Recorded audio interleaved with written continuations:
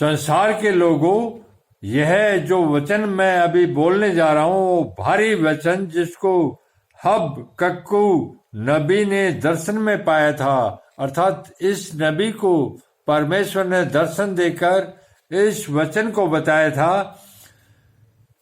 जब जब धरती पर लोगों पर अन्याय होता है, उसकी जब तक वो परमेश्वर से शिकायत नहीं करेंगे तो उसका समाधान नहीं होता।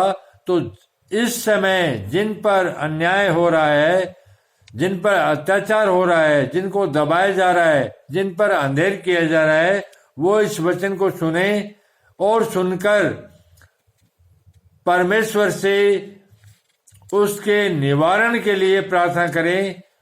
वो प्रार्थना स्वीकार होगी और उनका परमेश्वर उद्धार करेगा। हे यहोवा, मैं कब तक तेरी दुहाई देता रहूंगा और तू न सुनेगा?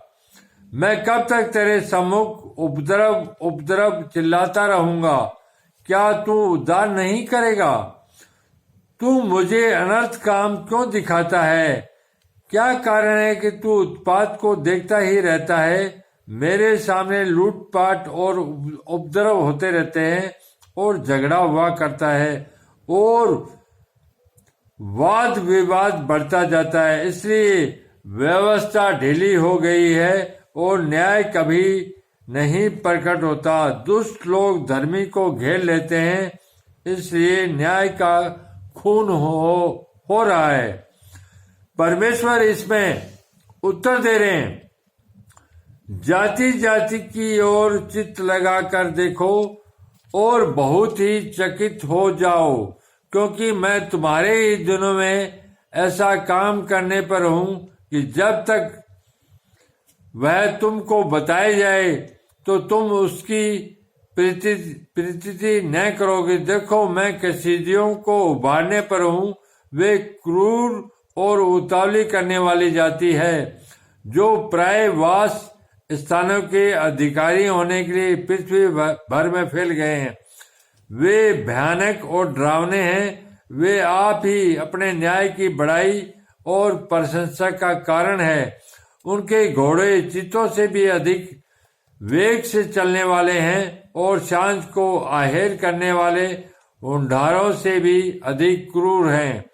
उनके सवार दूर दूर कूदते फालते आते हैं। हाँ, वे दूर से चले आते हैं और आहेर पर झपटने वाले उकाब के समान झपट्टा मारते हैं। वे सब के सब उपद्रव करने के लिए आते हैं। सामने की ओर से मुख किए हुए सीधे बढ़े चले आते हैं और बंदियों को बालू के किनकों के समान बटोरते हैं।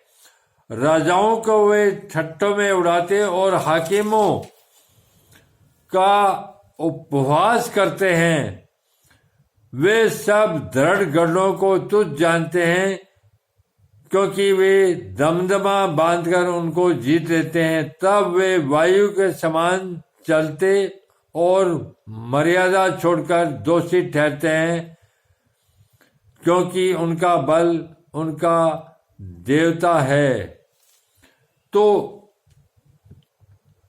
जब आप परमेश्वर से किसी उपद्रव की, अपने अन्याय की शिकायत करोगे, तो इस वचन द्वारा परमेश्वर उस शिकायत का निवारण करेगा